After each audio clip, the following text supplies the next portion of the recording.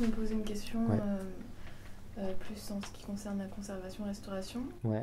Si on est amené à restaurer une de vos œuvres où il y a ces problèmes de droit, justement, Ouais. comment ça... Alors là, vraiment, de plus en plus, je ne sais pas si je t'aurais répondu ça il y a 15 jours, enfin il y a un mois, il y a un an, ou si je leur répondrais la même chose il y a 10 ans, tu vois. En fait, moi je pense qu'il y a, ce que je disais un peu tout à l'heure, c'est que je pense vraiment qu'actuellement, il est vraiment sain de se dire que les œuvres, elles se détruisent, il faut arrêter de penser qu'elles sont pérennes.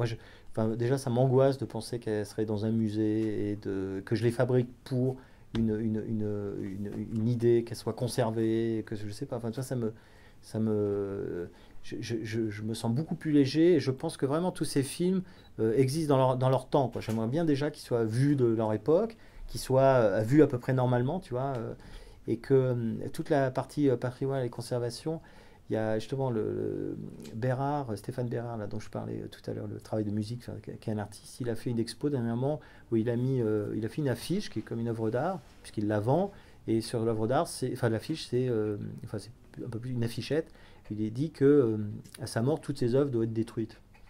Et que l'achat de cette licence, comme une licence, rend active, c'est-à-dire que le mec qui a acheté cette licence-là, une fois, et donc il a acheté une œuvre d'art, il va voir les mecs en disant moi j'ai le droit de détruire toutes les œuvres à sa mort.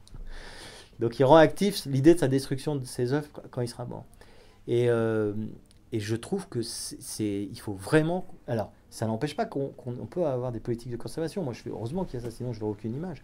Et puis, mais je trouve qu'actuellement, enfin, je crois il faut retrouver une forme naturelle, en tout cas, des œuvres, hein, tu vois, comme la vie, hein, tu vois, on grandit, on devient vieux, puis on périt un peu, des fois on meurt, des fois on oublie, c'est pas la bonne version, euh, c'est pas ça qu'on voulait.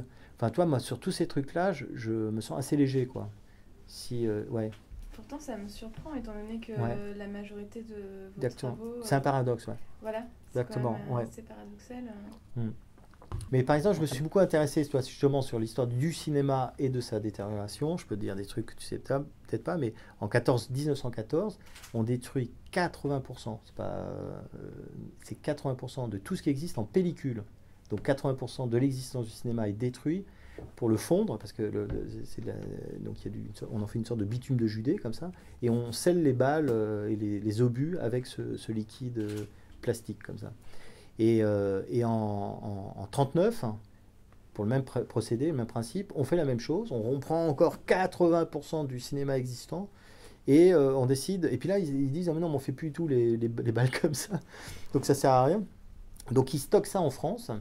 L'anglais en parle, c'est assez intéressant parce que ça fait y être enfin bon, jeté pour polluer et qu'il y a des mecs du cinéma qui se sont plaints contre la pollution. J'imagine pas pour parce que c'était détruit déjà les films, mais contre une idée de la pollution avec ça. Et c'est utilisé pour faire les barésilles et le rouge à lèvres hein, après-guerre qui explose avec les Américains et tout. Donc grâce à ces fonds, ces stocks, je crois que c'est déjà Péchiné, rachète ces trucs et fabrique tout ce qui est et puis bon ce qu'on connaît par la suite, c'est-à-dire tout ce qui est des plastiques et tous ces trucs là. Euh, Heureusement tout ça a été détruit quoi. Sinon moi enfin je sais pas, il y en a plein. Qu'est-ce qu'on allait voir 80% de tous ces films là. Enfin non moi je me dis ça maintenant, toi, je me dis déjà avec tout ce qu'il y a à voir. Toi, ça te soulage à un endroit. Moi ça me soulage.